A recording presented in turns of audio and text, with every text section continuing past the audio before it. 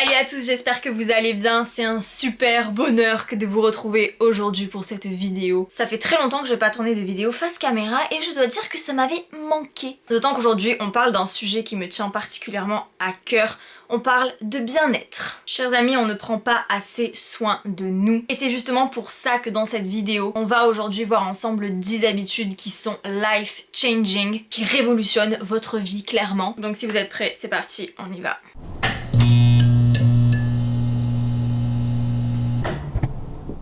Qui qu'on soit, quel que soit le travail qu'on exerce, quelle que soit la situation familiale dans laquelle on évolue, quel que soit le milieu social, peu importe si on est un homme ou une femme, on a tous des vies qui vont à 1000 à l'heure. On est tous en proie au stress, et comme on est tous différents, on le gère plus ou moins bien. Et avec le temps qui file, avec les obligations auxquelles on doit répondre, avec toutes les choses qu'on a à faire, il nous reste finalement peu de place pour nous-mêmes dans notre vie quotidienne. Et moi la première, je passe souvent par des périodes où j'ai le temps de rien, j'ai pas le temps de m'occuper de moi, j'ai tout juste le temps de manger. Ça m'arrive moins souvent ces derniers temps depuis que je suis à la maison tous les jours, mais ça continue quand même de m'arriver. Et en fait, il y a rien de pire que de courir après le temps. Contrairement à ce qu'on pourrait penser, c'est pas en enchaînant tâche sur tâche qu'on va être plus productif. Au contraire, on sous-estime le pouvoir des pauses et le pouvoir de prendre soin de soi en fait. Parce que réfléchissez 5 minutes. Quand on prend soin de soi, quand on prend du temps pour soi, quand on fait des pauses, c'est des moments en fait où on se retrouve avec soi-même, c'est des moments où on recharge les batteries. Plus on va recharger les batteries,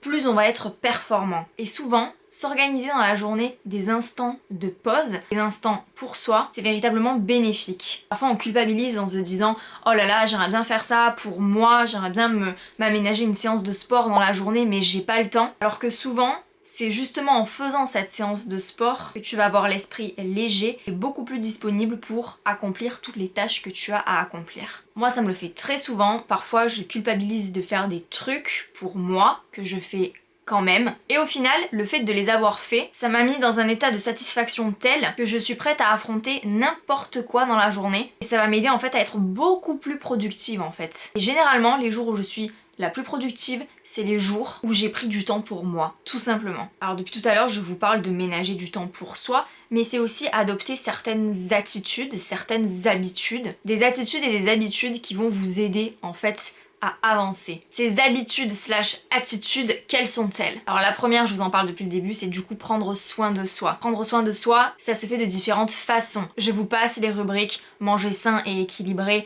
bien dormir, faire du sport. C'est clair que ces 3 éléments-là, c'est un peu les piliers de notre vie en fait. On a des besoins vitaux parmi lesquels en fait se nourrir, se reposer et se dépenser. Donc ça, c'est fait. Quand je dis prendre soin de soi, c'est aussi attacher de l'importance à soi comme on en attacherait aux autres. C'est par exemple être indulgent avec soi-même. Parfois on est là, on s'auto-flagelle en se disant « Oh là là, j'ai fait une action, j'aurais pas dû le faire », on culpabilise, on met en place des mécanismes hyper durs avec nous-mêmes en fait, et ça c'est hyper malsain. Ne faites pas ça. Prendre soin de soi, ça peut aussi être se maquiller, si vous aimez vous maquiller, se coiffer, prendre une douche, faire du yoga. C'est mettre finalement en place des habitudes qui correspondent à votre personnalité et qui vont vous faire du bien. Tout simplement. Deuxième habitude, et non des moindres, je sais que c'est difficile, mais c'est se détacher des réseaux sociaux et de la télé. On n'est pas assez conscient du flot d'informations qu'on reçoit chaque jour. Le cerveau n'est pas fait en fait pour recevoir autant d'informations, pour traiter autant d'informations. Ce qui fait que quand on regarde trop la télé, quand on est trop sur les réseaux sociaux, on a un flot incessant, un brouhaha dans notre tête d'informations et de choses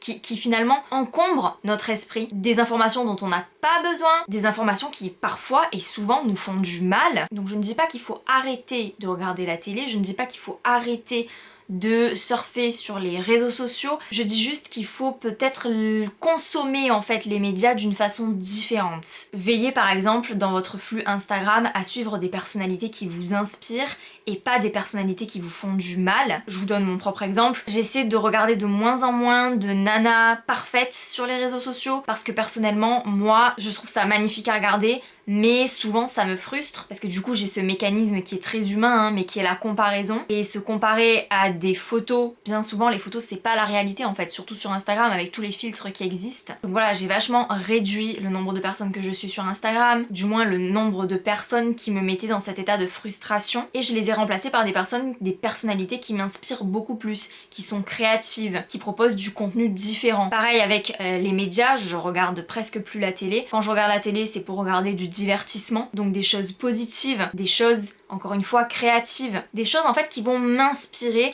et qui vont me permettre de m'alimenter de façon positive plutôt que d'une façon anxiogène. Troisième habitude, et qui du coup découle de la deuxième, lire. J'ai pris cette habitude l'an dernier, celle de lire beaucoup plus souvent. Ayant été étudiante assidue et du coup assez longtemps, la lecture c'était vraiment pour moi quelque chose que j'associais aux études. Comme je devais beaucoup lire pour m'instruire et pour avoir mes examens, du coup lire pour moi, lire au plan personnel, c'était quelque chose que j'avais cessé de faire, ou peut-être même quelque chose que j'avais jamais vraiment commencé à faire en fait. Depuis l'an dernier, je lis régulièrement, je lis pour moi et c'est un véritable bonheur. C'est l'une des rares activités passive où en fait tu es actif. Je sais pas si ça fait sens ce que je dis. Disons que quand tu lis, tu es dans une situation passive entre guillemets, dans le sens où généralement tu t'installes comme il faut, enfin à ton aise du moins, tu te mets sur ton lit, sur un canapé, sur un fauteuil douillet, tu te mets avec ta petite tasse de thé, des petits chocolats, bref, tu te mets dans des conditions qui favorisent en fait le bien-être, mais par contre tu es quand même actif puisque tu lis, et j'aime beaucoup en fait cette sensation. La lecture c'est vraiment quelque chose d'apaisant, et la lecture c'est vraiment un vecteur d'émotion, mais c'est un vecteur d'émotion je pense positive,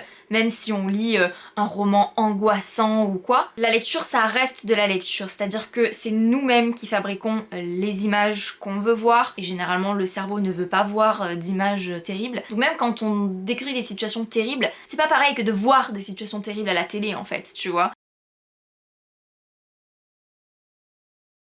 C'est en ça que le pouvoir de la lecture c'est vraiment extraordinaire. Quelque part ça te permet de t'évader, de te fabriquer un monde, de te fabriquer un schéma de pensée que tu n'aurais pas pu fabriquer seul en fait. Et encore une fois, quel que soit ton type de lecture, d'ailleurs c'est bien aussi de varier ce qu'on lit. À une période je lisais beaucoup de magazines, maintenant je lis beaucoup plus des romans, de fiction, ou alors des livres un petit peu plus pratiques / utilitaires, genre des livres de développement personnel, des livres de marketing, des livres d'économie, des livres de communication, ce genre de choses. Quatrième bonne habitude à prendre, acheter moins ou acheter seconde main. Encore une fois, on vit dans une société qui nous pousse sans arrêt à l'achat, et lorsque notre budget n'est pas extensible, acheter ça devient clairement une préoccupation en fait, parce qu'on est là à calculer, alors attends, quand est-ce que je vais pouvoir m'acheter ça? Ah ouais, faut que je prévoie aussi de m'acheter ça, et puis j'ai vu ça aussi, ça me plaît trop, faut vraiment que je le rajoute à ma liste. Et finalement, en se créant des wishlists, on se crée quelque part des frustrations. Alors je suis pas là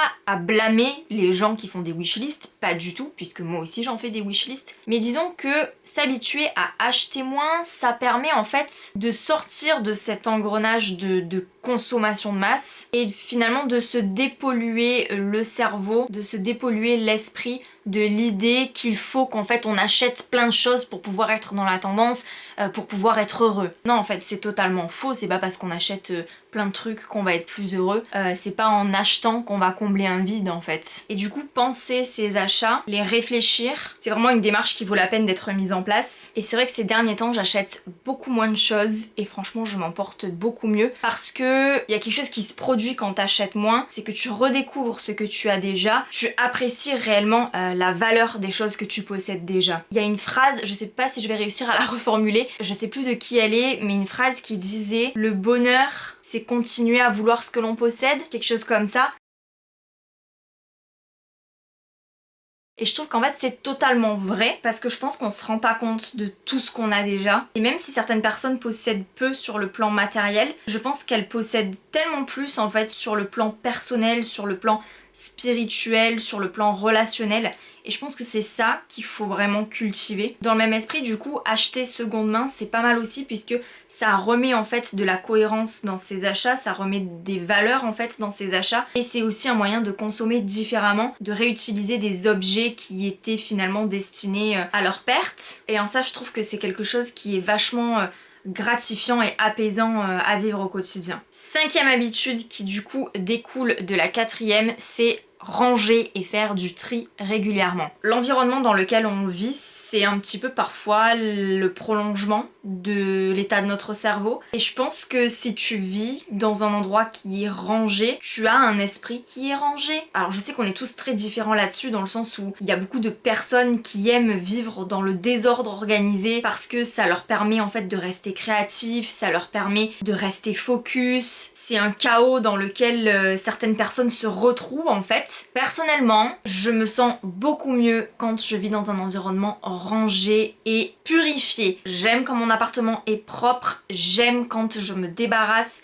de choses qui m'encombrent ou que je ne veux plus, parce qu'en fait c'est autant de choses sur lesquelles mon cerveau ne va pas s'arrêter et c'est autant de choses du coup qui sortent de mon esprit et qui libèrent en fait de la place pour des tâches sur lesquelles je dois vraiment me concentrer. Sixième habitude, tenir un journal. C'est une habitude que j'ai depuis toujours, j'en ai d'ailleurs fait une vidéo. Et tenir un journal, ça permet vraiment de poser sur le papier certaines choses, certaines émotions, certaines idées, certaines envies, certains projets. Tout noté et consigné au même endroit, ça permet vraiment de soulager le cerveau en fait, de sortir certaines informations, de les mettre sur le papier, parce qu'à partir du moment où on les a notées, on se dit ok, si j'oublie c'est pas grave, puisque de toute manière c'est noté, c'est en sécurité. Et moi c'est vraiment comme ça que j'utilise mon journal, c'est un peu mon déversoir à idées, c'est un peu ma vie en fait. J'y déverse ma vie. Je considère vraiment le journal comme un véritable outil du quotidien et ça permet vraiment de se soulager la tête.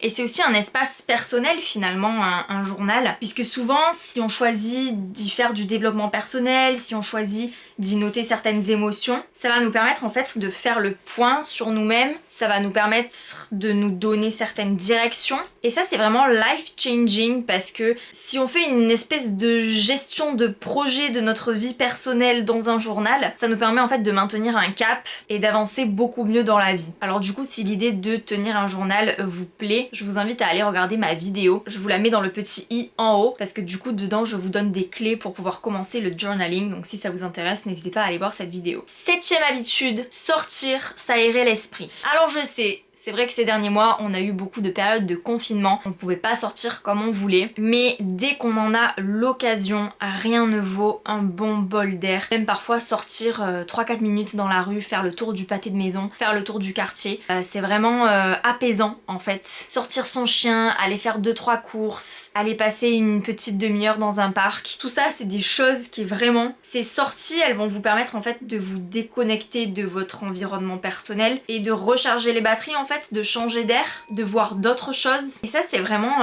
life changing dans le sens où c'est quelque chose qu'on a peut-être négligé auparavant mais dont on s'est rendu compte des bienfaits grâce au confinement justement, parce qu'en étant confiné on s'est rendu compte que finalement le trajet pour aller au travail, le trajet pour aller faire les courses ou aller chercher les enfants à l'école, et bien finalement c'était des trajets qui nous étaient imposés mais qui quelque part nous faisaient du bien parce que c'était des trajets qui nous permettaient un sas de décompression entre deux tâches différentes. Et du coup encore aujourd'hui je pense qu'il faut les maintenir et même se créer des moments en fait de décompression comme ça en sortant le nez de sa maison ou de son appartement. Huitième habitude, très difficile à appliquer pour moi, ne pas prendre les choses personnellement. Alors ça, c'est quelque chose que je suis encore en train de travailler dans la façon dont j'ai été éduquée et aussi dans ma personnalité, clairement. Je suis quelqu'un de susceptible et je suis quelqu'un de perfectionniste. J'aime bien que tout soit parfait et j'aime bien atteindre parfois l'inatteignable. Je me fixe parfois des objectifs un petit peu trop ambitieux peut-être, mais quelqu'un de très célèbre disait qu'il valait mieux viser la lune, comme ça au moins en cas d'échec on atterrissait dans les étoiles. Bref. Mais j'en reste pas moins humaine en fait, et je fais des erreurs, et les choses ne sont jamais parfaites en réalité. Et ma définition de la perfection va sûrement être différente du point de vue d'une autre personne. Donc en fait, tout est relatif, et je pense qu'il faut pas prendre les choses personnellement. Nos actes, contrairement à ce qu'on pourrait penser, ne définissent pas forcément qui nous sommes en fait. C'est pas parce qu'on agit comme ça qu'on est comme ça en fait. Parfois, il y a des choses sur lesquelles on n'a pas de prise. Parfois, il y a un contexte, des circonstances qui font qu'on agit de la sorte, qui font qu'on est parfois aussi obligé d'agir de la sorte. Et parfois, on fait des choses dont on n'a pas envie, parfois on fait des choses qui ne nous ressemblent pas, sous couvert de la fatigue, sous couvert de l'agacement, sous couvert de plein de choses en fait. Ça peut aussi être dans le cadre professionnel. Parfois, notre hiérarchie nous demande de faire des choses avec lesquelles on n'est pas forcément d'accord, mais on les fait quand même parce qu'en fait on est un petit peu obligé. Parfois on nous fait des critiques sur notre personne, on se sent attaqué, mais en fait j'ai envie de vous dire, peu importe ce que les autres pensent, c'est une chose, n'en faites pas des vérités pour vous-même en fait. Il faut à tout prix essayer de cultiver l'indulgence envers soi-même et essayer d'accepter l'imperfection. On est des humains, on fait des erreurs, on n'est pas parfait et on n'a pas à être parfait en fait, puisque être imparfait c'est cool et de toute manière la perfection n'existe pas, puisque la perfection c'est un concept qui est vachement relatif d'une personne à une autre. Donc c'est difficile à faire, mais il faut vraiment essayer de ne pas prendre les choses personnellement et cultiver un certain détachement par rapport à certaines réflexions qu'on peut nous faire, par rapport à certaines critiques qu'on peut avoir. L'essentiel c'est que vous ayez une certaine estime de vous-même et que vous ne vous laissiez pas submerger par ce que peuvent en penser les autres. Ce qui nous amène du coup à notre 9e habitude, se détacher du regard des autres. Et quand je dis se détacher du regard des autres, j'inclus le regard de son entourage. Parce que parfois, notre entourage, ça peut être nos parents, ça peut être notre conjoint, nos frères, nos sœurs, nos cousins, nos amis. Souvent l'entourage a un véritable rôle à jouer dans la personne qu'on est. Et souvent on fait inconsciemment des choix qui nous sont dictés par la peur de ce que pourrait penser notre entourage. Et ça, quand on le comprend, on arrête subitement de le faire en fait. Parce qu'on se rend compte que si on veut être maître de sa propre vie, si on veut vivre sa vie, être vraiment l'acteur de sa vie et pas être le spectateur de sa vie, on se rend compte que personne ne peut interférer. On se rend compte que personne ne doit nous boucher la route en fait. Pas même nos proches. Se détacher du regard des autres, c'est en fait avoir le courage d'être soi et avoir le courage d'éventuellement déplaire aux autres. Alors ça pareil, c'est quelque chose qui est pas facile à mettre en place, mais c'est une habitude qui est vraiment révolutionnaire en fait. Parfois certaines valeurs aussi qui nous sont enseignées ou données en éducation, on se rend compte en grandissant que ce sont des valeurs qui sont pas du tout les nôtres en fait. Alors ça crée un certain trouble quand on s'en rend compte, puisqu'on se dit mais j'ai toujours été éduquée comme ça, j'ai toujours été élevée selon ce modèle de pensée, et puis finalement en m'interrogeant par rapport à ce modèle de pensée, je me rends compte que ça me convient pas du tout, c'est pas du tout ok avec moi. C'est hyper déstabilisant parce que du coup, tu sors du référentiel dans lequel on t'a posé, et comme tu n'as plus de cadre, tu dois réinventer ton propre cadre. Et ça, c'est hyper stressant. Mais il faut pas en avoir peur, justement, et considérer ça comme une espèce de libération, finalement, et comme une chance de pouvoir, justement, expérimenter, chercher nos propres valeurs. On arrive, chers amis, à la dernière habitude qu'il faut absolument mettre en place pour se sentir mieux au quotidien. C'est tout simplement se faire plaisir, se récompenser. Alors le système de récompense, il peut se manifester de différentes façons d'un individu à l'autre. La récompense, ça peut être s'acheter un truc hyper cher, ça peut être décompresser le soir en rentrant du travail sur son canapé, à regarder un bon programme ou à lire un bon bouquin plutôt. Peut être faire un truc dont on a toujours rêvé faire. Mais voilà, je pense qu'au quotidien, c'est important de se récompenser, de se faire plaisir, et il faut surtout pas en fait culpabiliser de se faire plaisir, puisque rien de plus humain en fait que de se faire plaisir. On est des humains, on répond tous à des obligations, et il faut pas que la vie ce soit un devoir, il faut que la vie ce soit aussi un plaisir en fait. Et en activant finalement des mécanismes de récompense, ça va compenser en fait avec le taux de frustration qu'on a tous les jours, et c'est quelque part aussi un moyen finalement de lâcher prise et de se valoriser soi. Voilà, c'est tout pour cette vidéo, j'espère que celle-ci vous aura plu et qu'elle vous aura été utile. En tout cas, si c'est le cas, si cette vidéo vous a plu, n'hésitez pas à me le faire savoir en commentaire, à me mettre des petits pouces en l'air, à me mettre des petits cœurs, et puis nous on se retrouve très vite dans une prochaine vidéo. Merci de m'avoir suivi, je vous dis à bientôt, et surtout prenez soin de vous. Ciao.